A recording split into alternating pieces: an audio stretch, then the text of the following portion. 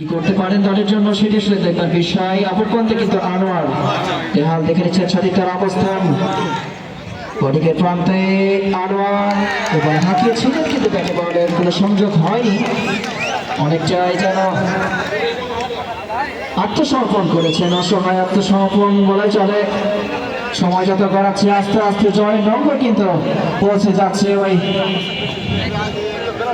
ইতিমধ্যে আমাদের মাঝে এসে উপস্থিত হয়েছেন আমাদের সকলের শ্রদ্ধেয় বড় ভাই, যিনি উদ্বোধনী অনুষ্ঠানে ছিলেন আমাদের বাগমারা উপজেলা সাংবাদিক সমিতির সম্মানিত সভাপতি, বিশিষ্ট শিক্ষক এবং সাংবাদিক জনাব রাশিদুল হক ফিরোজ ভাই। তাকে আমরা আমাদের মঞ্চে স্বাগত জানাই।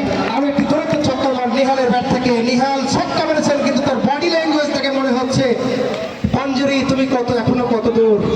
আসলে এখন কি অবস্থা, যে কবির ভাষায় একটি কথা আছে, আর কত দেরি পাঞ্জুরি, তেমন বিষয় ৭০ রান আরো কত দূর।